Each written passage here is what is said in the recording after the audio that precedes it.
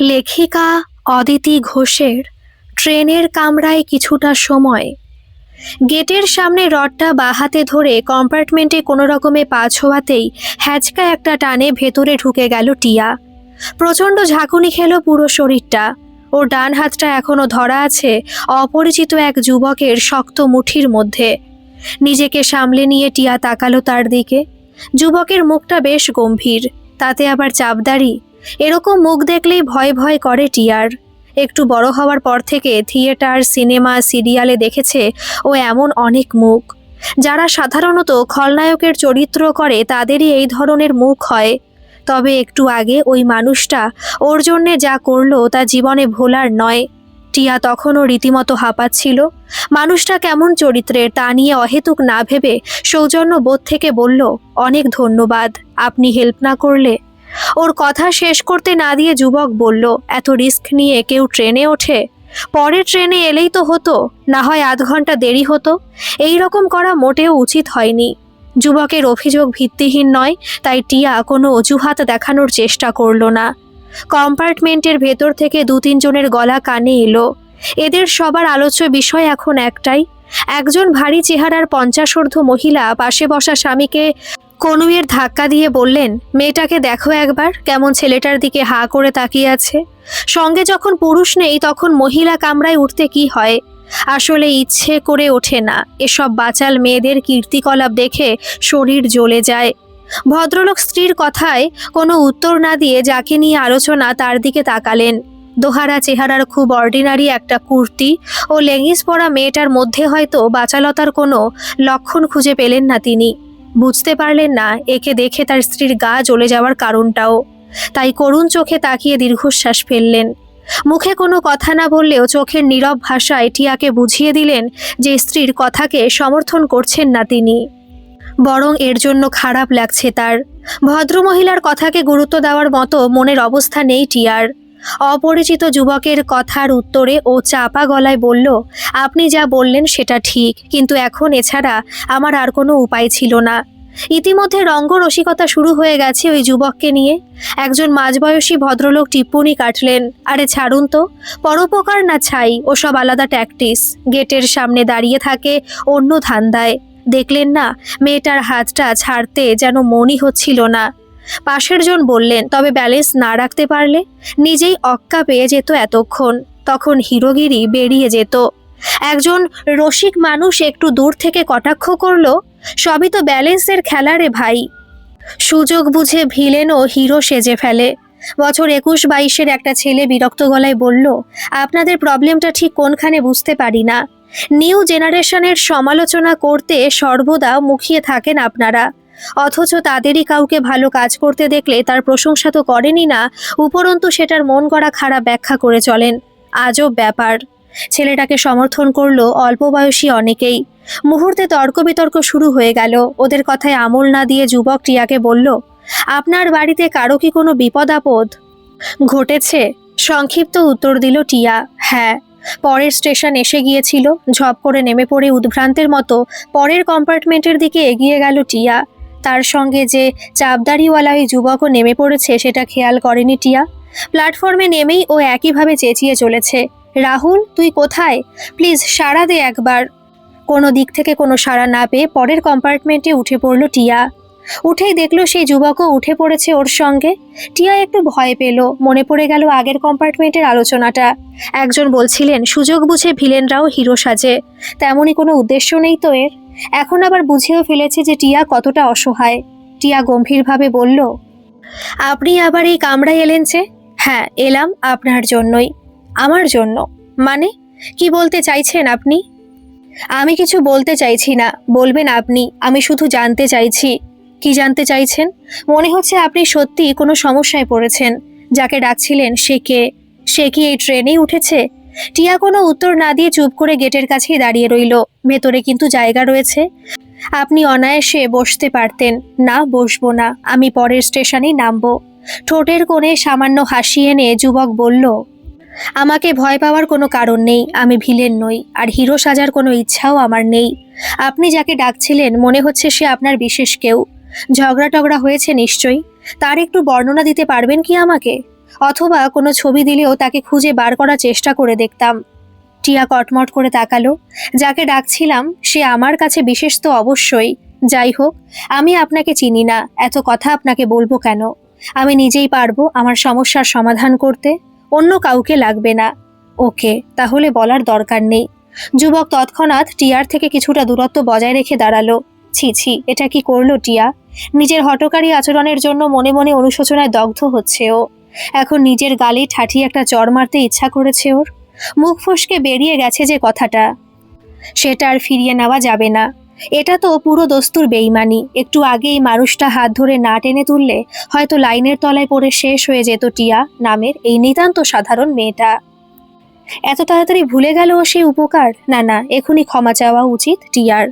কথাটা ভাবতে ভাবতে দেখলো ট্রেন পরের স্টেশনে ঢুকে পড়েছে। টিয়া ধর্মর করে নেমে পড়ল। প্ল্যাটফর্মে নেমে পরের কম্পার্টমেন্টের দিকে এগিয়ে গিয়ে একইভাবে চেঁচিয়ে ডাকতে লাগলো, পিকলু, তুই কি এই ট্রেনে আছিস? থাকলে সাড়া দে একবার। যুবক নেমে পড়ে ওকে হাত ধরে পরের কম্পার্টমেন্টে তুলল। বলল, আপনি যেটা করছেন সেটা পাগলামি ছাড়া আর কিছু নয়। আপনি যাকে খুঁজছেন সে যদি এই ট্রেনে থেকে থাকেও তাহলেও আপনার ডাক সে শুনতে পাবে না। এত হকারদের ডাকাডাকি, প্যাসেঞ্জারদের হই হট্টগোলের মধ্যে আপনার গলা তার কানে পৌঁছবে না। তাছাড়া আপনি কখনো রাহুল, কখনো বা পিকলু বলে ডাকছেন দেখলাম। কজনকে খুঁজছেন আপনি? টিয়া বলল, আপনার যখন এত আগ্রহ তখন শুনুন, রাহুল আর পিকলু একই ব্যক্তি। আইসি, দেখুন, আপনি পরিষ্কারভাবে জানিয়ে দিয়েছেন যে আমার সাহায্য আর আপনার দরকার নেই। এটা বলার পরও সরে যেতে পারছি না আমি, এটাই আমার প্রবলেম। আর সময় নষ্ট করবেন না প্লিজ। পরের স্টেশন আসার আগে দয়া করে বলুন এক্স্যাক্টলি কি ঘটেছে। আচ্ছা, সেটা অবশ্য পরে বললেও চলবে। এখন ছেলেটির হুবহু বর্ণনা দিন, মানে উচ্চতা, চেহারার ধরন, শার্ট প্যান্টের রং, এইসব আর কি। অপরিচিত মানুষটার কথা বলার ভঙ্গিমায় এমন একটা আন্তরিকতার ছোঁয়া ছিল যেটা টিয়ার মনের দ্বিধা অনেকটা কাটিয়ে দিল।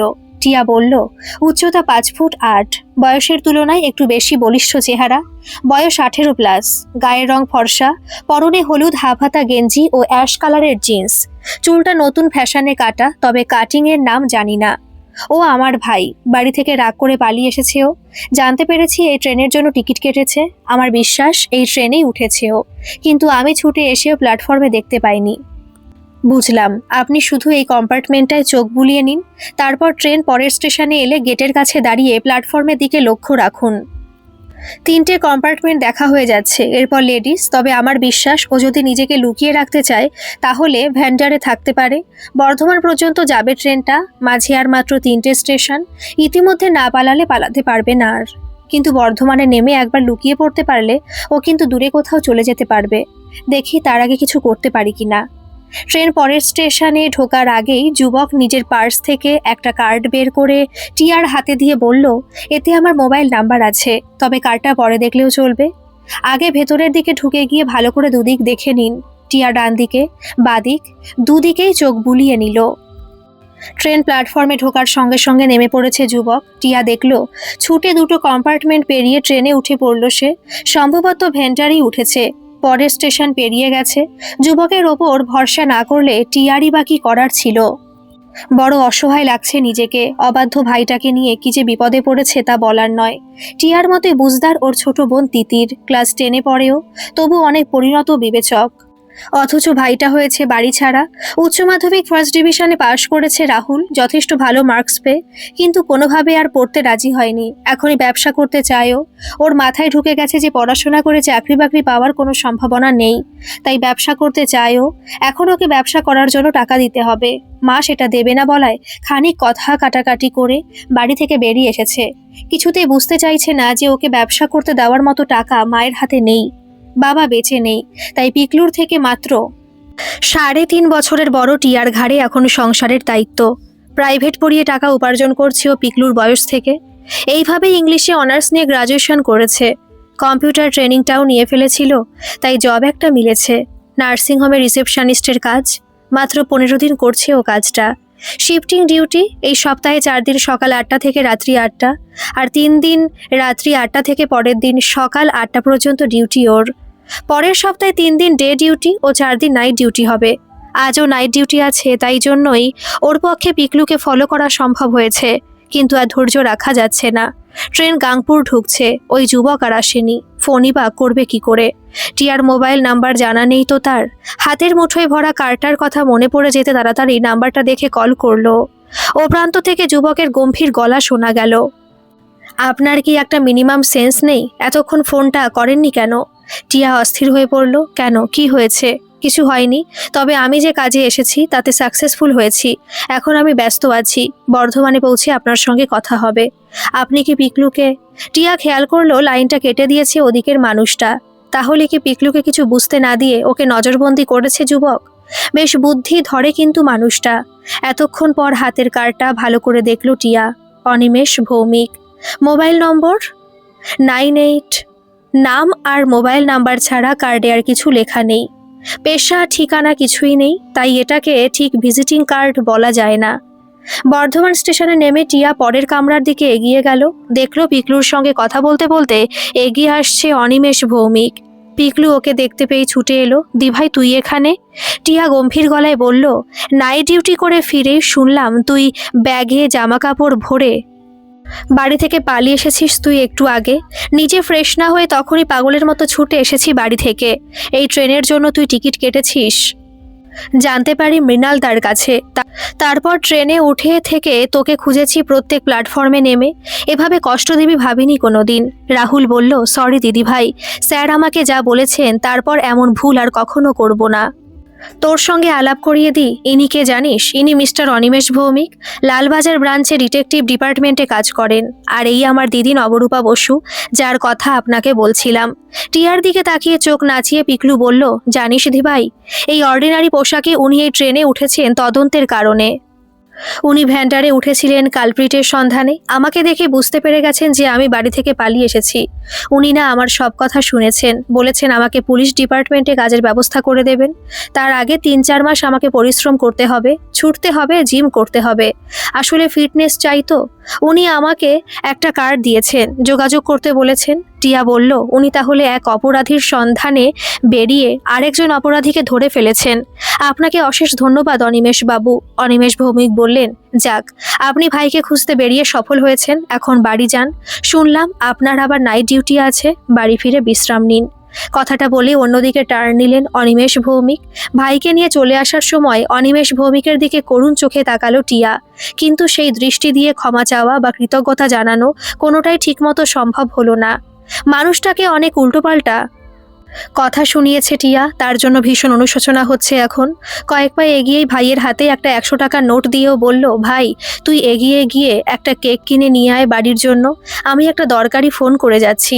পিকলু ছুটল স্টেশনের স্টলের দিকে। একটু আগের কল করা নাম্বারটায় রিডায়াল করলো টিয়া। অনিমেষ ভৌমিক কলটা রিসিভ করতে টিয়া বলল, আপনার কাছে ক্ষমা চাওয়ার মতো মুখ আমার নেই অনিমেষ বাবু, তবু আশা একটাই, আপনার মতো উদার মনের মানুষ নিশ্চয়ই ক্ষমা করে দেবেন আমাকে। আপনার সঙ্গে আর দেখা হোক বা না হোক, সারা জীবন মনে রাখবো আপনাকে। আপনার এই উপকারের কথা কখনো ভুলবো না। অনিমেষ ভৌমিক কিছুটা নরম গলায় বললেন, কে বলেছে দেখা হবে না? নিশ্চয়ই কোনো না কোনো দিন দেখা হয়ে যাবে। তবে আপনি যেটা করেছেন সেটাকে অন্যায় মনে করি না আমি। সম্পূর্ণ অপরিচিত একজন মানুষ উপযাচিত হয়ে একজন যুবতীকে উপকার করতে এলে সন্দেহ হওয়াটাই তো স্বাভাবিক। সেক্ষেত্রে যাচাই করে নেওয়াই উচিত। সে যাই হোক, আপনার ভাই আমার কথা শুনবে বলেই আমার বিশ্বাস। আমার এক বন্ধু আছে পুলিশ বিভাগে নিয়োগের দায়িত্বে। রাহুল নিজেকে যোগ্য প্রমাণ করতে পারলে লিগ্যাল প্রসেসে ওর চাকরি হয়ে যাবে। আপনারা ভালো থাকবেন, এখন রাখলাম। অনিমেষ ভৌমিক ফোনের লাইনটা কেটে দিলেন। টিয়া এখনো ভেবে চলেছে অনিমেষ বাবুকে নিয়ে। ওর জীবনে এক নতুন অভিজ্ঞতা। এখনো উপকারী ও উদার মনের মানুষের সংখ্যা একেবারে ফুরিয়ে যায়নি। তাহলে এভাবেই ফিরে আসে মানুষের ওপর আস্থা, বিশ্বাস। এরকম নিঃস্বার্থভাবে মানুষের পাশে যারা দাঁড়ায় তারাই তো দেবতা। মনে মনে অনিমেষ ভৌমিকের উদ্দেশ্যে শ্রদ্ধায় মাথা নত করল টিয়া। পিকলু দূর থেকে হাত নেড়ে ডাকছে ওকে। ভালো লাগায় ভরে থাকা মন নিয়ে বাড়ির দিকে পা বাড়ালো টিয়া, ওরফে নবরূপা বসু। গল্পটি কেমন লাগলো অবশ্যই কমেন্ট করে জানাবেন। ভালো লাগলে একটা সাবস্ক্রাইব করে আমার পাশে থাকবেন। ধন্যবাদ।